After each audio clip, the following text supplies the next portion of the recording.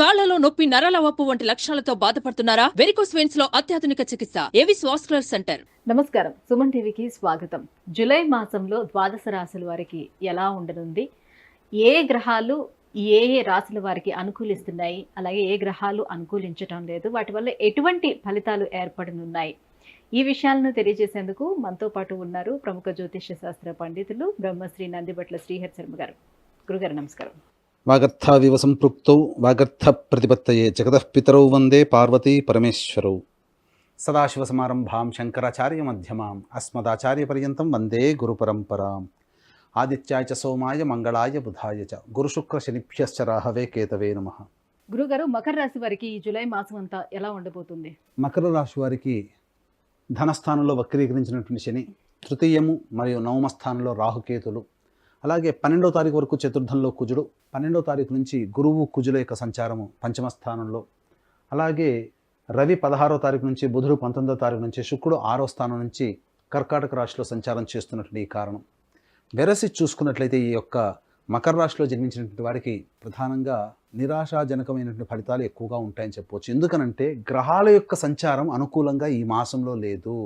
కావున జాగ్రత్తలు పాటించండి. ప్రధానమైన నిర్ణయాలు ఏవైతే ఉంటాయో ఈ మాసంలో కంటే వచ్చే ఆగస్టులో కనుక నిర్ణయం తీసుకున్నట్లయితే చాలా మటుకు మీరు సేఫ్ జోన్లో ఉంటారు. ఎందుకంటే కొన్ని నిర్ణయాలు మనం తీసుకున్నప్పుడు మనకు అనుకూలంగా లేని మాసం అయినప్పుడు దాన్ని వాయిదా వేసుకోవడమే మంచిది. కాకపోతే మన మనస్సు ఏంటంటే ఆగదు కదా, మనం చేసే పని తొందరగా చేసేయాలి అనేటువంటి ఒక తపన ఉంటుంది. ఆ చేసే పనులలో గ్రహాలు అనుకూలంగా లేనప్పుడు మనము చేసిన పని వృధా అవుతుంది. ముఖ్యంగా రాష్ట్రాధిపతి అయినటువంటి శని ధనస్థానంలో ఉండే వక్రీకరించినటువంటి కారణం చేత సరైనటువంటి సమయంలో ధన సహాయం లభించదు. సొంత వాళ్ళు అనుకున్న వాళ్ళే విరోధులు అవుతారు. లిటిగేషన్స్లో మీరు ఏదైతే ఎదుటి వాళ్ళని నమ్మి సంతకం పెడతారో లిటిగేషన్లు అవుతాయి. కాబట్టి గ్యారంటీదారుగా ఎట్టి పరిస్థితుల్లో ఉండకండి. ఈ మాసంలో మీకు అలాంటి అవకాశాలు కనబడతాయి. అలాగే న్యాయపరమైనటువంటి చిక్కులు ఎదుర్కోవాల్సినటువంటి పరిస్థితి వస్తుంది. ఇక ఈ నెలతో మనకున్నటువంటి తీర్పులన్నీ కూడా తీరిపోతాయి. వచ్చే నెలతో మనం సేఫ్ హ్యాండ్లో ఉంటామనుకున్నది కాస్త మళ్ళీ తిరిగి వాయిదాలు పడతాయి. ముఖ్యంగా ప్రధానంగా ఈ యొక్క విదేశీయానం, విదేశీ విద్యకు సంబంధించిన చేయ ప్రయత్నాలు కొంతవరకు కలిసి వస్తాయి. విద్యార్థులకి చాలా మంచిది. కానీ బాగా కష్టపడితే తప్ప ఫలితము పొందలేము. అధికారుల యొక్క ఆగ్రహానికి గురవ్వాల్సి వస్తుంది ఉద్యోగస్తులైతే. ఇలా చెప్పుకుంటూ పోతే కొన్ని అనుకూలంగా లేని కారణం చేత, వ్యాపార విస్తరణ అనుకూలంగా లేని కారణం చేత ఇబ్బందికర పరిస్థితులు. కావున ఈ యొక్క మాసంలో ఎప్పుడూ చెడైనా మంచి కూడా ఉంటుంది.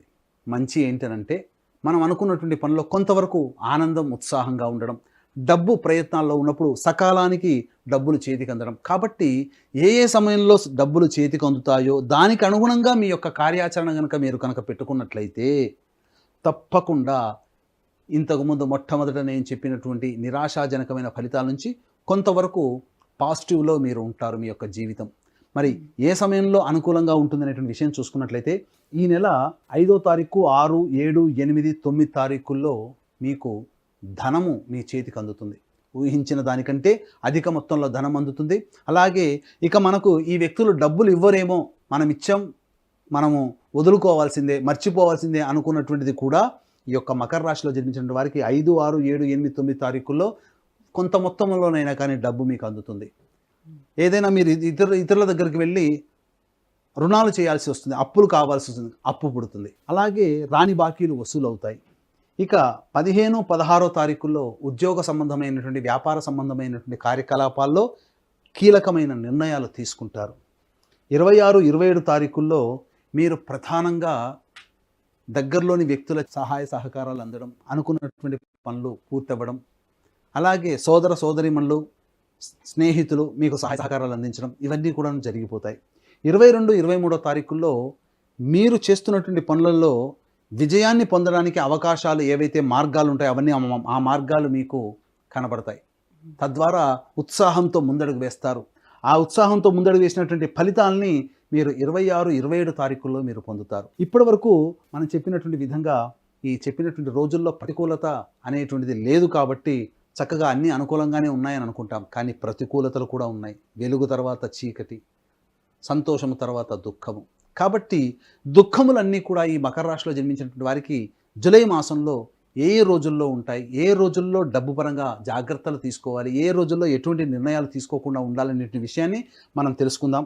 ముఖ్యంగా 24, 25 తారీఖుల్లో మనోవ్యాకులతతో, కుటుంబ కలహాలతో కొంత దూరంగా ఉండాల్సినటువంటి పరిస్థితి. ప్రశాంతమైన జీవితాన్ని కోల్పోతారు. అధికంగా డబ్బులు ఖర్చు అయిపోతుంటాయి. ఇక ముఖ్యంగా చూసుకున్నట్లయితే 10, 11 తారీఖుల్లో అలాగే 20, 21 తారీఖుల్లో అనవసరమైనటువంటి ఖర్చులు ఉంటాయి. కాబట్టి 10, 11, 20, 21 తారీఖుల్లో ఖర్చులకి దూరంగా ఉండడమే చాలా మంచిది. ఈ తారీఖుల్లో ఏవైనా మీకు భవిష్యత్తులో ఖర్చులు ఉండాలనుకున్నప్పుడు ఆ సమయంలో మీరు వాయిదా వేసుకోండి. ఎందుకనంటే 10 రూపాయలు ఖర్చు అవుతుంది దానికి, ఆ సమయంలో మీరు ముందుకు వెళితే 15 రూపాయలు ఖర్చు కావచ్చు, అధిక ధన వ్యయం అవుతుంది. ఇక 12, 13, 14 తారీఖుల్లో సంతానంతో ఎట్టి పరిస్థితుల్లో వాగ్వివాదాలు పెట్టుకోకండి. సంతానంతో విరోధములు ఏర్పడేటువంటి అవకాశం ఉంటుంది. అలాగే సంతానం కోసం ప్రయత్నం చేసే దంపతులు ఈ 12, 13, 14 తారీఖుల్లో వాయిదా వేసుకోవడమే చాలా మంచిదని గమనించాలి. ఇక 2, 3, 4, 30, 31 తారీఖుల్లో మీరు ఆలోచించింది ఒకటైతే జరిగేది ఇంకొకటిగా ఉంటుంది. వృధా కాలయాపన, ఏ పని కూడాను ముందుకు సాగకుండా బద్ధకంతో కావచ్చు, లేకపోతే పనులు జరగకుండా ఉండిపోవడమో ఈ 2, 3, 4 తారీఖుల్లో 30, 31 తారీఖుల్లో మీకు ఉంటాయని చెప్పవచ్చు. కాబట్టి ఏతావాత చెప్పొచ్చేది ఏంటంటే ఈ సంబంధించినటువంటి 24, 25, 10, 11, 20, 21 తేదీల్లో వచ్చేటువంటి ఖర్చులని మీరు మినిమైజ్ చేసుకోవడానికి ప్రయత్నం చేయండి. ప్రధానమైనటువంటి నిర్ణయాలు ఈ 24, 25, 10, 11, 20, 21 తేదీల్లో లేకుండా ఉండడమే చాలా మంచిదని గమనించాలి. ఏతావాత గ్రహాల యొక్క సంచారం అనుకూలంగా లేని కారణం చేత దైవానుగ్రహం తప్పనిసరి.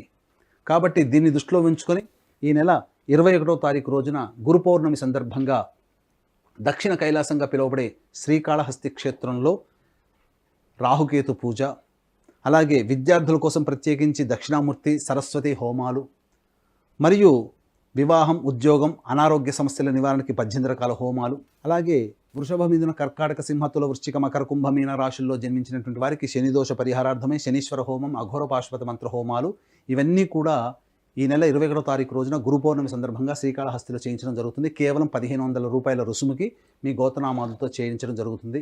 అలాగే మా పీఠం ఆధ్వర్యంలో సంవత్సరం పొడుగుతా మీ కుటుంబ సభ్యుల గోతనామాదులతో సంవత్సరం పొడుగుతా చేయించుకోదలిస్తే కూడా ఆ విధంగా కూడా మీరు నమోదు చేసుకోవచ్చు. కావున అవకాశం ఉన్నవాళ్ళు కార్యక్రమ తదనంతరం కాంటాక్ట్ చేసి పూర్తి వివరాలు తెలుసుకోండి.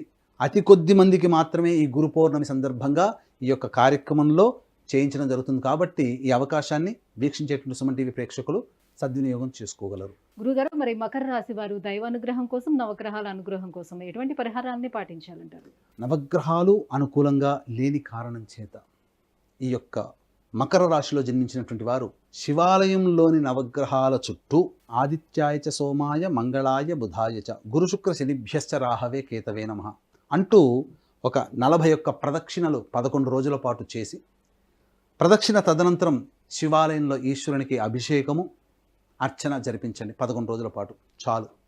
ఇక అన్ని రకాలైనటువంటి సమస్యలు వాటంతటవే తగ్గుముఖం పడతాయి, ఆనందంగా ఉంటారు. ముఖ్యంగా అనుకూలంగా లేని రోజులు ఈ నెల 24, 25, 30, 31, 10, 11, 20, 21 తేదీల్లో డబ్బు పరమైనటువంటి విషయాల్లో జాగ్రత్తలు పాటించండి. ఇది ఈ యొక్క మకర రాశి వారికి చెప్పవచ్చు. గురుగారు, మకర రాశి వారికి జూలై మాసం ఎలా ఉండబోతుంది, ఎటువంటి పరిహారాన్ని పాటించాలనే విషయాన్ని తెలియజేసినందుకు ధన్యవాదాలు. సర్వం శ్రీ ఉమామహేశ్వర పరబ్రహ్మార్పణమస్తు. సుమన్ టీవీలో మీ పర్సనల్ అండ్ బిజినెస్ ప్రమోషన్స్ కోసం కింది నెంబర్కి కాంటాక్ట్ చేయండి.